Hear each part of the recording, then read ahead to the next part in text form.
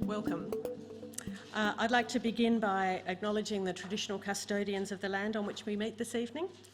I acknowledge their elders, past, present and emerging, who continue cultural and spiritual connections to country.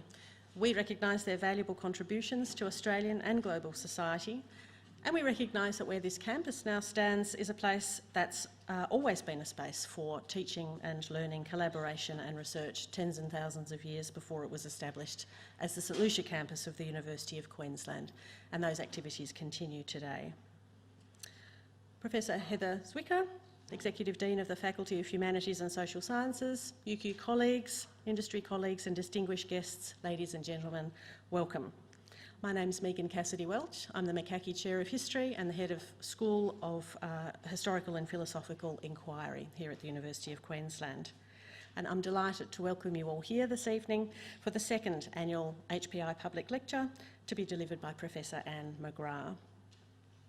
The School of Historical and Philosophical Inquiry comprises of 4 disciplinary areas: history and philosophy, studies in religion, and classics and ancient history. We're fortunate to be a strong and vibrant humanities school supported by faculty and university committed to seeing the humanities thrive. We cherish our students and the academic work that we do, and we see all of our teaching and research as making crucial contributions to the many worlds outside the campus. Ours are disciplines of critical thinking, reason, empathy, argument and debate, evidence, discovery, and understanding of the long and deep traditions of knowledge.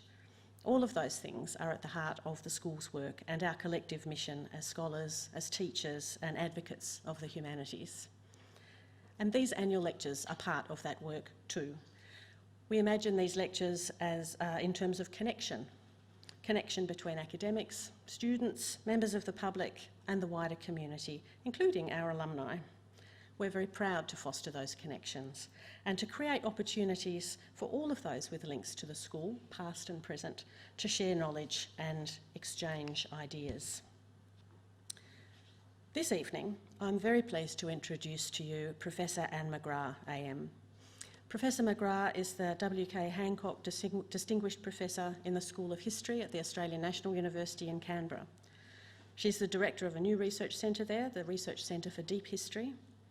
Professor McGrath is also the Australian Research Council Kathleen Fitzpatrick Laureate Fellow from 2017 to 2022. Professor McGrath is one of Australia's most distinguished historians. She's a Fellow of the Australian Academy of Social Sciences, the Australian Academy of the Humanities, and was awarded a membership of the Order of Australia Medal for services to history, especially Indigenous history. Her very many contributions to the field, within and outside the Academy, include numerous publications, contributions to national inquiries, work with museums and the production and direction of films. Her books include Born in the Cattle, Aborigines in Cattle Country, the co-authored titles Long History, Deep Time and How to Write History That People Want to Read, and most recently Illicit Love, Interracial Sex and Marriage in the United States and Australia. She's received numerous awards and prizes, including the inaugural W.K. Hancock Prize, the Human Rights Award for Non-Fiction, the John Barrett Prize for Australian Studies, the New South Wales Premier's History Prize, and the John Douglas Kerr Medal for Distinction in Research and Writing Australian History. Professor McGrath held fellowships at the Beinecke Library at Yale, the Institute for Advanced Study at Princeton, the Institute for Advanced Study at Durham and many others, and she's received an honorary doctorate from Linnaeus University in Sweden. We are indeed deeply honoured that Professor McGrath, a UQ History Honours graduate, has agreed to present our lecture tonight. Professor McGrath's lecture this evening is entitled Lost Worlds, Discovery Narratives and Australia's Deep History. Please join me in welcoming Professor McGrath.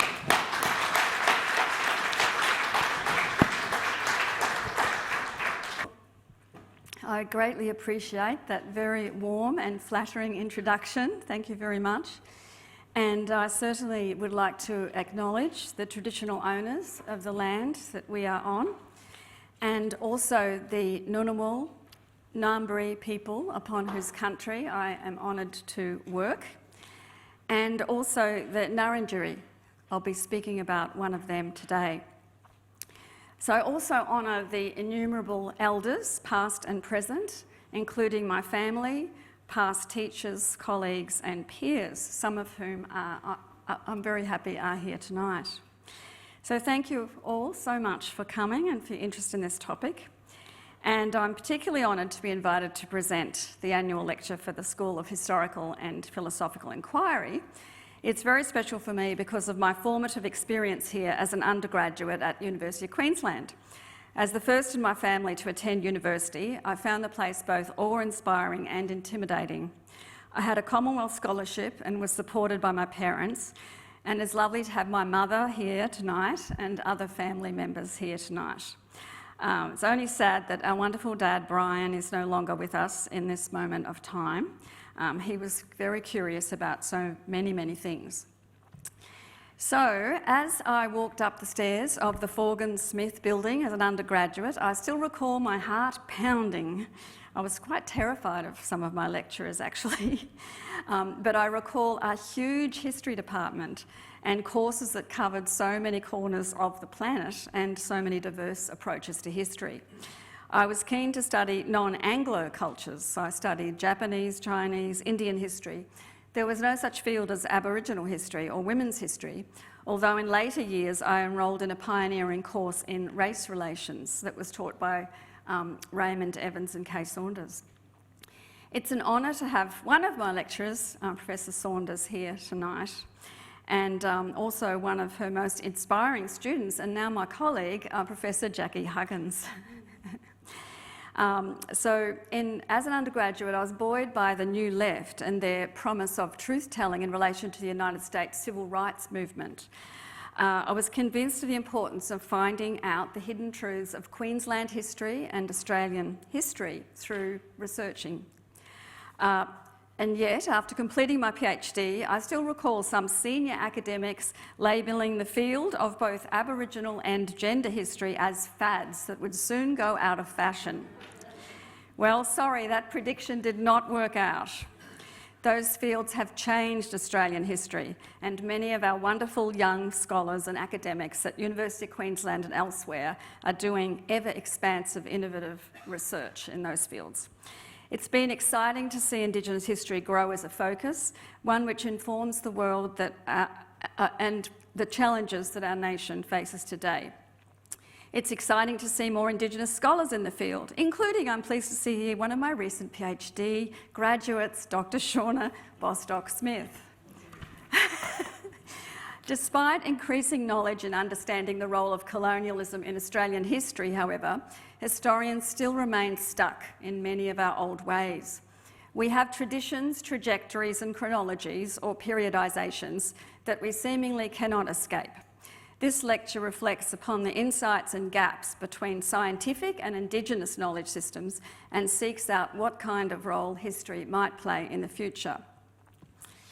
So, why the dichotomy between history that's valued, like the police cordon carefully protecting Captain Cook's statue in Hyde Park, Sydney, where place he'd never been, and a statue that was erected 109 years after he had been very briefly to Botany Bay. Compared with, of course, Juukan Gorge, 40,000 years of Aboriginal occupation and blown up by Rio Tinto 1 year ago. So clearly, ancient Indigenous pasts are either excluded from historical narratives or positioned as outside or before history proper began.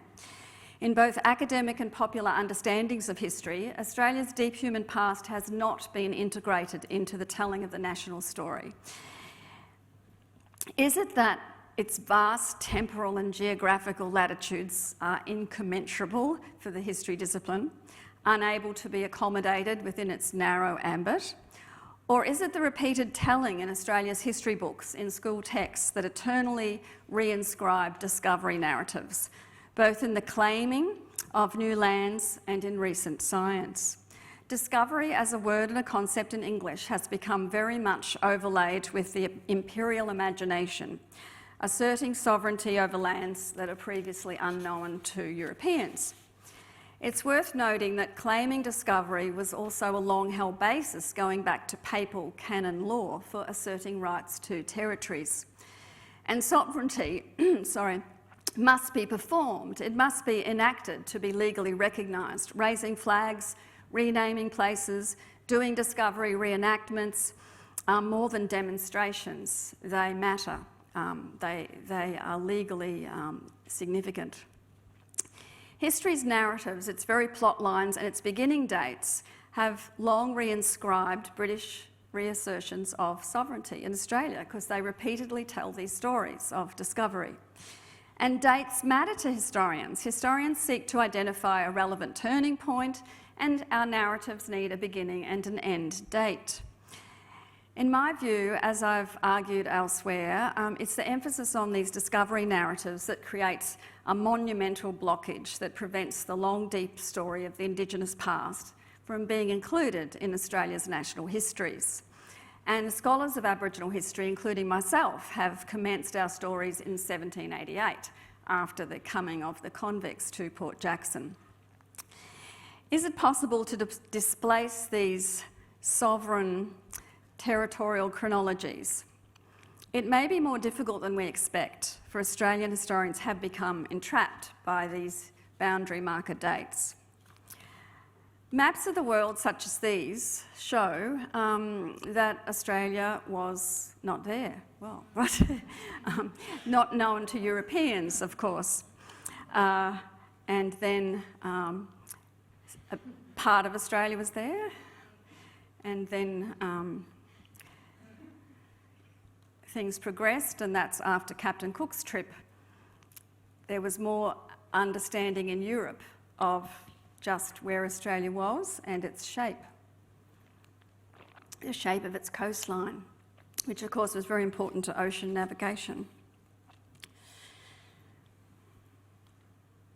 And then, a lot of you might remember the old school textbooks or the school maps hanging on the teachers' walls or the school classroom walls. And so there were these pictorial maps of exploration where all the European explorers had gone across the land. They were the important routes that we heard about, and crossing the Blue Mountains was a big deal. And of course, Blaxland, Lawson, Wentworth got suburbs, towns named after them, and that was considered a big breakthrough. And then there's this map, which is more about sea navigation as well as land navigation. So this is the way we have been taught to see Australian history, to visualise it according to these routes and trajectories of short European trips.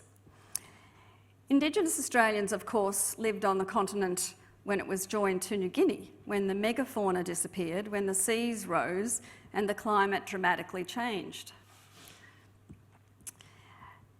Nor did European discovery mean that Indigenous sovereignty or Indigenous history ended. The problem, though, goes to the very nature of history and its roots in philology or the interpretation of ancient texts. Harvard's Daniel Smale has ventured into the study of deep history and is published on that, working closely with scientists, especially biologists and evolutionary scientists. Reflecting upon the academic practice of history, can the historical imagination, as we in the academy call it, extend over this long span of Australian human history, which even goes beyond the shape of the continent as we now know it? We don't have the riches of First Fleet journals or Hansard or government gazettes or newspapers or state archives and so forth. So can you write a detailed history? And anyway, who should be telling that story of what happened so long ago in a non-European world? The fact is, Aboriginal narrators have been telling their own stories of the ancient past for eons, and they still are. And that is one of the main points I wish to highlight in this lecture. Additionally, archaeologists, geologists, dating scientists, and other specialists have the technical expertise and methodologies to ascertain remarkable results lately. New injections of funding, especially into archaeology, has made a big difference, and increasingly these researchers are engaging with Indigenous communities. They often have to, according to the requirements of the law and the Australian Research Council. In global history, Australia is a very special example. The continuing occupation of Australia by Aboriginal people is now dated, thanks to Queensland's Chris Clarkson and his team, to 65,000 years due to their research at Madjabibi. Yet neither Indigenous nor scientific tellings of the deep past are usually regarded as history, though Minoru Hokari's Gurindji journey did make some strides towards recognising Gurindji history as history with a capital H, Gurindji interpretations of their own history. Indigenous historians like Lorena Barker at the University of New England are also starting to research songlines and doing this in a very different way according to Indigenous protocols and research values. In my own research, starting in 2006, I started looking at the deep past with the Muddy Muddy people, and there I have a photo of Alice Kelly, a Muddy Muddy elder at the time. Also with the Nyampa and Barkindji people of Lake Mungo, who taught me so much. On their country, the cremated remains of a woman, now known as Lady Mungo, was found in 1969. She surfaced for a reason, the local people say, to bring the world's attention to their suffering, is what the local elders say. Originally, it was thought, because of the stratigraphy, that the remains coming out of one of these plinth-like erosive landscapes was 20,000 years old, but then it was found to be over 40,000. So it's a cremated, partly cremated human burial. And so as a historian, I thought this was really interesting because this was an individual person that we could think about and wonder if it's possible to sort of see her story as part of Australian history. The elders were really inspired by Lady Mungo surfacing, and they see her as a living presence in the landscape today, shaping the weather, shaping people's lives. But they talk about her like an old auntie that only died yesterday. They don't talk about her like someone who lived 40,000 years ago. So instantly, there's a very different perspective on time and about the deep human past. So the film message from Mungo gave voice to the contrasting thinking between scientists and Indigenous custodians. But the scientists viewed themselves as the new discoverers, the discoverers of the deep past. So Alice Kelly stepped in and said, "Excuse me, I've read about this in the newspaper. How come you didn't come to me? We know a lot about this. It's our history." You know, and she was quite outraged. The scientists were becoming famous as discoverers of her past. The archaeologists realised this was wrong. I had to do something about it. So practice has changed. And with a view to reconciliation, they knew that Aboriginal people should gain training opportunities in archaeology and so forth. In 2003, a young Aboriginal woman called Mary Pappen Jr. actually saw some footprints, and these were found to be over 20,000 years old. There are about 700 footprints, and they tell the most amazing story of little children gambling around, of men running probably to catch a kangaroo, spears fall, they run again, they seem to have missed the kangaroo. And there's also a man with one leg who uses a stick. And so all this was interpreted by Pintubi trackers who were brought down to help interpret this amazing story. Well, it's interesting because Aboriginal people don't see it as evidence. I want to say evidence as a historian, but they see it as the landscape speaking to them and revealing truths. And they also talk quite a lot about an every when and an eternal present rather than a time that's distanced from our own. Excuse me, I've got a frog in my throat. So, interestingly, the national park started to advertise, this young Indigenous woman has discovered this amazing trackway of human footprints, absolutely astonishing. And there were a lot of TV shows about it and so on. And then I started to realise that every time Mary Pappen Jr. was interviewed, she actually said, oh no, other people had seen this before me, other elders, they'd always seen these footprints. And so I say, well, why was she recognised as the discoverer? And it was explained to me that it was because she was with scientists on an expedition. Now, she did not see herself as a scientist or want to be a scientist, and it appears to be awkward for her to be seen as the one who's the discoverer. As a young woman, didn't seem appropriate, and there's that sense of that those footprints were always there, that it's not the sort of first gaze, fresh gaze, that concept of discovery. By the way, I noted that your School of Historical and Philosophical Inquiry emphasises the principle of inquiry, not only discovery. And of course, we have the Australian Research Council, discovery grants, and often humanities people feel they're being pushed into a scientific paradigm. But in fact, I thought it was good that you were speaking back to them with this, we're doing inquiry, not necessarily discovery. So who did discover Australia? John Mulvaney, a historian, actually in his book, A Prehistory of Australia, which was first published in 1969, actually used capital letters. He says, the Aboriginal people are the discoverers of Australia. But at that time, it was very radical to say that. And archaeologists continue to be seen as the academic specialists in deep time.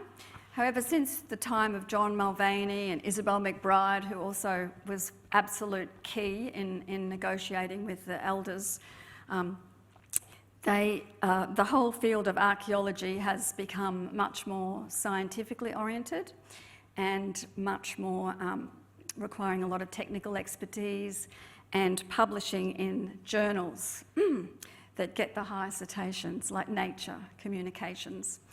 And there have been some exciting articles come out recently, and these are also satellite-type representations of the coastline of Australia at different times. There is this thing called, not an app, it's a website called Sahul Time that Monash hosts. I think the link is down at the moment, but maybe in a couple of weeks it'll be working again, and you can actually see the coastline changing over tens of thousands of years. You see, Australia was joined to New Guinea. Now, these two important articles by Crabtree et al. Were published in Nature Human Behaviour, and another one in Nature Communications, and they venture models for the arrival of the Aboriginal people in Australia. And the way they did it was it's just quite amazing. They worked out 125 billion potential migratory pathways. Sorry, but to a historian, we talk about big data and we're probably thinking of 100 examples or something. So this is all computer modelling. And they took three key variables or lines of inquiry. One was they looked at where key archaeological sites had been found around Australia. They looked at ancient water tables, and then they also looked at distinctive landscape features, and they added them all up. That's the one with archaeological sites as well, to predict, with all this computer modelling, a map of where they think Aboriginal people first made landfall and where they travelled, what routes they travelled on. So that's quite a contrast to the other explorer maps that you saw. So that doesn't even take in the latest genomic DNA research or the latest linguistic research. And I'm told that there's going to be some new publications in those fields that change our understandings as well. You might have heard of the work of Reed and Nunn, who looked at ocean inundation stories and matched them with Indigenous perspectives. Indigenous legends. They did that with about 21 sites, many of which are in Queensland actually.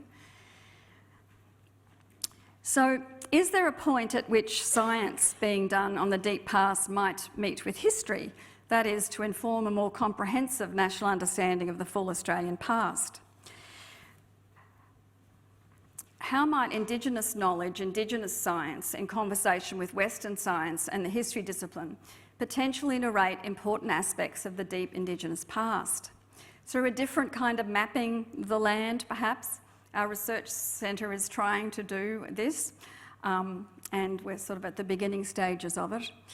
But Indigenous narrators give us a valuable path to follow. And Ngarrindjeri man David Unaipon pointed out some ways of doing this. In Unaipon's talks in 1914 and later in the 1920s in his publications, he often told migration stories, origin stories, or we might say discovery stories.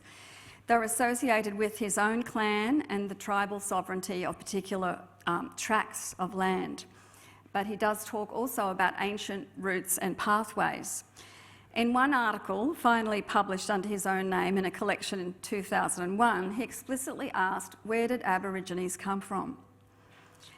And that was the term he used then, Aborigines. That's interesting music we've got here. At least it's not a fire alarm, so that's all right. He learnt these stories, these ancient narratives, handed down multiple generations from his father, James Unaipon. Well, the original pronunciation looks more like Nunaitponi. He was a preacher who joined the mission and took his people into the mission because he said that the missionaries were not as exploitative or as violent as the other white people he encountered. He was of the Warrawaldi clan and he was a distinguished leader. David Unaipon's mother was Nimbulda Nunaitponi. Both were revered leaders in their community. They were mistakenly called kings and queens, but in fact they were elected because of their prestige and the gravitas they were awarded in their own community. David gained a Western education from his teacher, Mr. Hutley, at Point Macleay Mission. Oh, this is where he is from, so sort of see Adelaide there, and his country, Ngarrindjeri, was near Lake Alexander, and so the Rawkin area was where the mission was, where David Unaipon grew up. After this, Mr. Hutley seems like quite an outstanding citizen, so he obviously gave him quite an exceptional education, I think.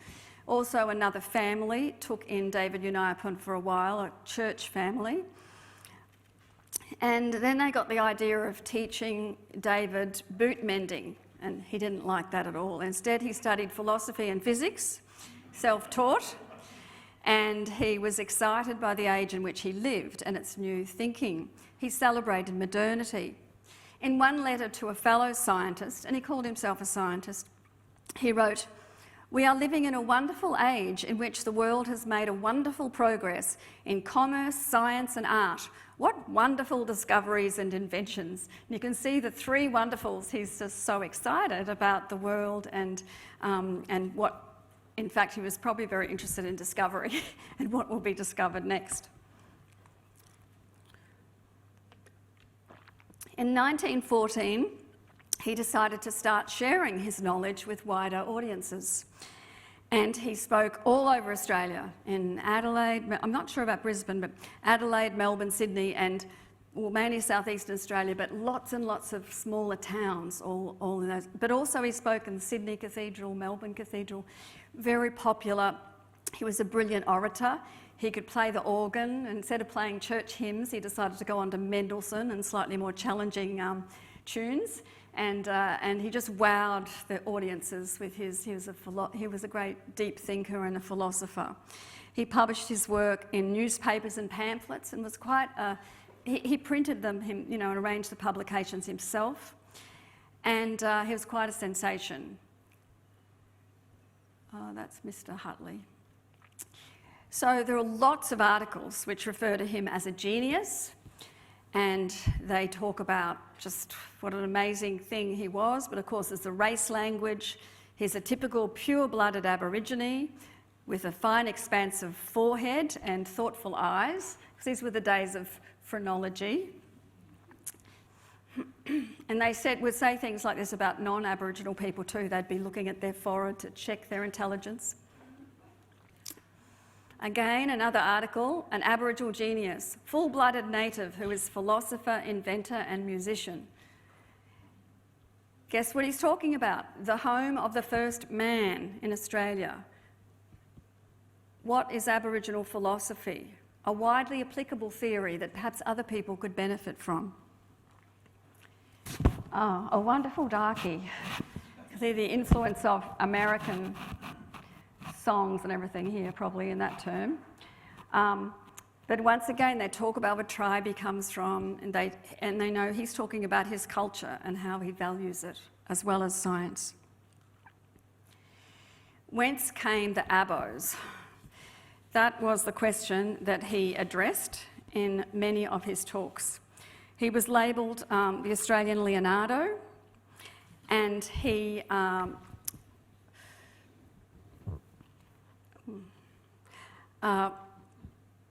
the concept of genius, which was often labelled, was very much of the day in science. The scientists were basically saying people like Newton and Darwin have changed the world, you know, geniuses change the world. So there was a lot of cachet about this idea of being a genius. And certainly Unaipon asked the big questions. According to the Daily Herald newspaper of Adelaide in 1914, he explained, tradition says that thousands of years ago there was a migration of natives from the northwest to the southeast of Australia. One by one, the tribes marched, fell out, but the Nanyunuri tribe persevered until at last, confronted by the Southern Ocean at Lakes Albert and Alexandrina, they could proceed no farther, so they settled down. It was an epic story, a triumphant transcontinental tale of his own people, but there was also competition between other people, and in each telling of the story, he added layers of meaning. He explained, the Aborigines have always known the 4 points of the compass and the 4 winds of the earth, Walkand the north, Kalkami the south, Torkami the west, Karami the east. The traditions say that the Aborigines came from the northwest. His traditions, Indigenous traditions, they knew where they came from and they know where they travelled to. Unaipon explained this to his audiences and then added more layers of detail. All the tribes in South Australia, my native state, agree that we originally came out of the northwest, stuck the Darling River, followed it down to Lake Alexandrina. We didn't come at once, we came in waves. We preserved the names of the tribes and the order in which they came. And then he gives the names of the tribes and the front people, the more warlike, the back people, the Yarald, Dikult. He said there is not the slightest hint in any of our traditions that there were other previous inhabitants in Australia. So why did they come to Australia? He says, well, they were driven by a plague of fierce ants, or, this is a myth, he says, this might stand for a prehistoric race of fierce people who were as innumerable as ants. He also talks about Narundari, and he equates him with a Moses as a figure leading people in an exodus from another land. So he's clearly equating things in a way that Europeans can understand, according to his Christian biblical teachings. So he talks about a battle up the north with these ant people and also a battle with people coming from the southeast, from eastern Australia, the east coast. So how did they get to Australia, though, in the first place? He says, oh, well, they travelled over a place called Lulu-Poon-Colt. That means, he says, a break, a severance, and a connection. So he's referring to Australia actually being linked as a continent to other lands, and he translates this into the contemporary English term Lemuria, which was often used as a lost land. It was believed to be a sunken continent. And a geologist called Scutler got this idea of Lemuria because he saw the lemur animals, I think in Madagascar and South America or something. And he said, oh, those continents must have been joined up, so there must be a sunken continent under the sea, Lemuria. So this was the lost continent in the 1910s and 20s. And it is a subject of both geological objective type theory and fictional fantasies, which were quite popular. The word Sahul is now more commonly used for the larger continent of Australia joined to New Guinea, but also it's sometimes called Australasia or Greater Australia. That's one of the, that's one of the legends that he printed himself, a collection of legends. And there are a lot of legends on other topics other than migration narratives. Now, there were Lemurian societies set up all over Australia. It was a branch of theosophy, and they believed that there was no gender originally on this lost continent. Things went bad, apparently, when the genders split.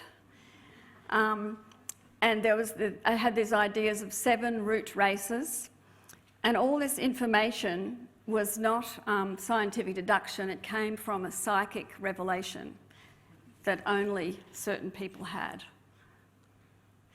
This was already popular in the late 19th century, the sort of fictional versions of Lemuria, and there were some Lemuria lost people living in Central Australia. But there was this idea that they were superior people and they had mental telepathy and clairvoyance and all these powers that normal humans didn't have. Apparently they lived in Central Australia. So one of the talks that Unaipon gave, he teamed up with Herbert Bastow, quite a man of empire who was an amateur ethnographer as well as a medical scientist and an explorer. And he also became an advocate for Aboriginal people. He was a serious scientist, but he saw Lemuria as the home of the first man, and he believed that Aboriginal people were the first humans. He explained things this way, and please excuse the race language of the day.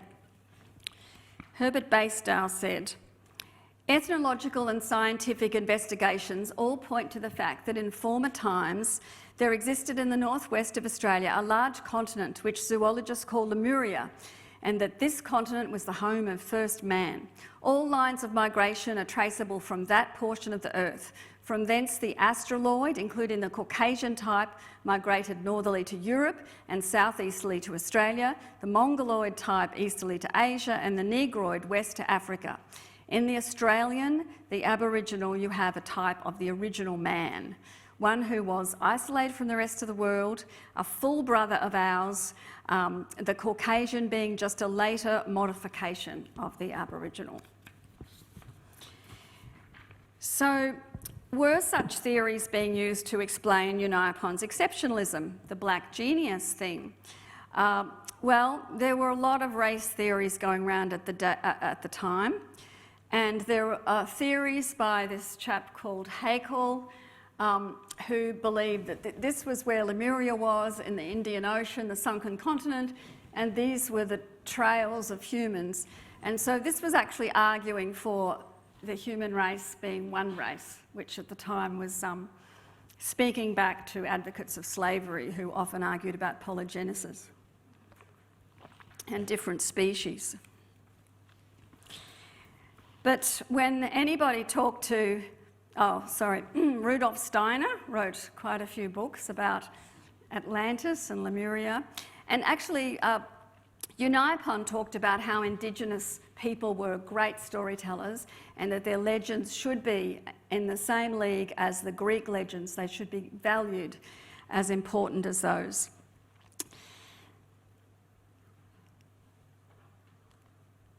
And in Australia, you had the important people relating to the Theosophical Society. Madame Blavatsky was very influential. And then you had Annie Besant, who also lectured quite a bit, and her daughter. And of course, they were engaging with other cultures and other religions to try to gain more universal knowledge of spirituality.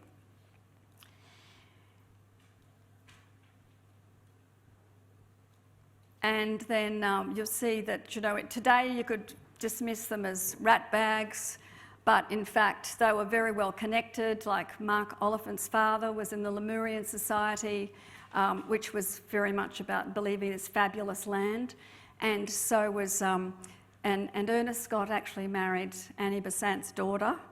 It wasn't a happy marriage, but he's quite a famous Australian historian, Ernest Scott. So they were connected with these intellectual movements.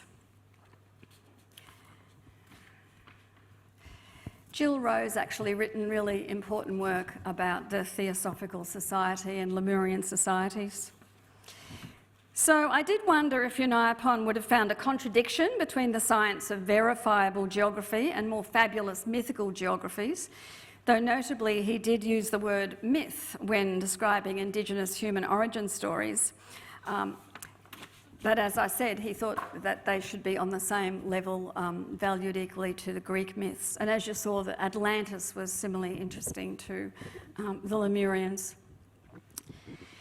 So I suspected that the obsession of many scientists with ideas of race and notions of a hierarchy of primitive man would have been quite off-putting for Unaipon, but maybe not if it was vaunting his people as the original humans from which all others stemmed. I also wondered about his view of the revelations, the spiritual visions that led to these evidence.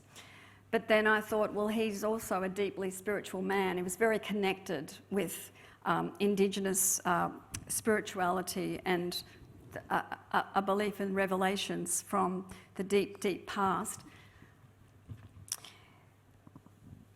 On the other hand, a lot of these racial theorists started to talk about Aboriginal people as an atrophied race, as though once they'd been the most superior in the world, but then they'd become primitive. So there were also very negative, derogatory takes on these race theories. It would be incorrect to assume that science, religion and the mystical were not already speaking to each other in the contemporary European world. Unaipon actually read Newton, he read Henry Drummond and Thomas Huxley. And when you look at these readings, which I started to do, you can see they can be very appealing because they're about natural law and they're often about water and the way you can learn from nature. And yet when you look more closely at people like Drummond, they actually then started dismissing Indigenous people and saying, you know, they may be in touch with nature, but really they're not sophisticated enough to really understand natural law. So you get all this big mixed up perspective. But the titles of their works were things like Natural Law in the Spiritual World, Man's Place in Nature, and so they were really popular speakers too. Drummond came to Australia and he actually stayed at the Bellevue Hotel in Brisbane, I found. And in the newspaper they talked about his head shape, his beautiful moustache, and there he is, his beautiful moustache. And apparently he had reddish hair, and yes, they went into, the journalists then went into great details, but they thought he was a lovely chap, and he was very popular.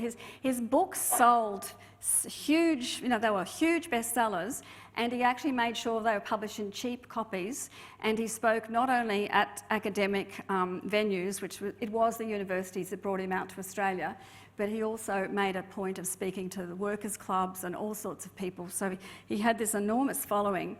But a lot of the Christian churches found his ideas not that great because he did not mention the Bible.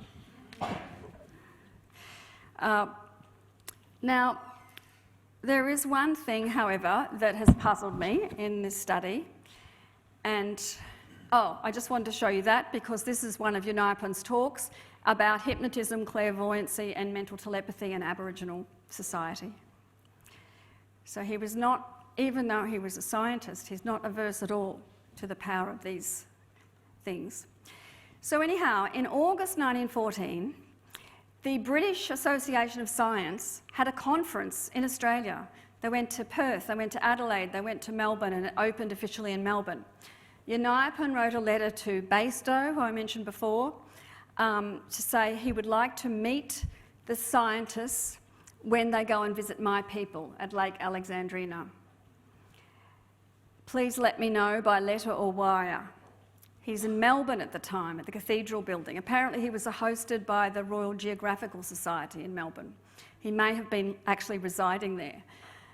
But I don't know what happened, because there's no sign of him becoming a member. Bateson, who he wrote to, was a member of the British Association for Advancement of Science. There's no record of him going to the talk, so I'm sure he would just love to listen to these top scientists from around the world. And when they do visit his people, they don't mention him at all. All the scientists, they watched a boomerang show and they bought artefacts from the Aboriginal people. But that's a picture of Bateson in the same letter. And that's a book that Bateson published later. But the head of the director of the Pitt Rivers Museum at Oxford was there, and he wrote at length in his diary about visiting Lake Alexandrina, didn't mention Unaipon, talked about how hairy the Aborigines were. And then in this newspaper, they also talk about the visit, and they say they inspect a party of Aborigines. So you can see clearly they are seeing them as subjects, not thinkers in their own rights, you know, inspecting people. Clearly there were people measuring heads there, and there were leading people who, they had a specialty of that, and they were looking at human evolution. So the mood of this British Association was very much about race, and the geneticist, William Bateson of Cambridge, was the president. He gave a very long presidential address, which is very eugenic in flavour. He was helped by a whole lot of women who went to Newham College, including his wife, because the women were not allowed into the other colleges at Cambridge. And apparently because genetics was considered so out there, it was only women that he could get to actually do his experiments and so on. But they did them on plants and animals, not on the women. But he was also very pro-empire. He talked about how we wouldn't be here in Australia in the Antipodes without having, what does he say? It's the feats of genius of individual men of science, giant variations from the common level of our species, and the fact that we have dominated nature that allowed us to all be so far away in Australia. So you can get the idea he's thinking very much as a man of empire. So Unaipon was in the habit of speaking back to race theorists. I don't think that would have put him off attending at all. So it's something I don't know the answer to. I don't know why he wasn't there when he especially asked to be there, like clearly as a host of his own people. Perhaps it was just happenstance. Perhaps Bateson didn't pass on the message. Perhaps something went wrong. He had a better offer. You know, I don't want to read too much into it because I need to do more research, but I may never find out why he wasn't there. But it seems such a shame with all this gathering of these top scientists, and they weren't allowed to meet a man who would have really expanded their minds.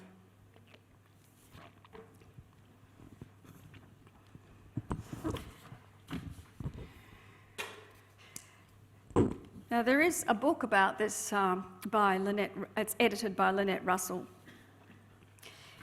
So he continued to be a celebrity. It's not that he'd faded out by any means. Solas, who was one of the key people also, you can see there was a great interest in Aboriginal Australians. There's a whole stuff about the antiquity of man in his book, and then the Australian Aborigines was a whole chapter. So they were considered a very important subject for looking at the whole topic of the ancient planet and the humans on it. And then my recent visit some years ago to the Pitt Rivers Museum, they did have these boomerangs, and they talked a lot about the advanced technology of the boomerangs. Unaipon actually invented different kinds of engines, and he invented something which was like an aeroplane, and then he decided that it could be used in war, because the war, of course, happened in 1914, so he stopped. He didn't develop that because he didn't believe in war. So we have considered the stories of a lost continent upon whom there have been many projections of what might have been. Perhaps all forays into history are forays into lost worlds, or perhaps the opposite. They may be ever-present, never-lost worlds. Indeed, the past is with us still, and according to different types of temporalities or understandings of time.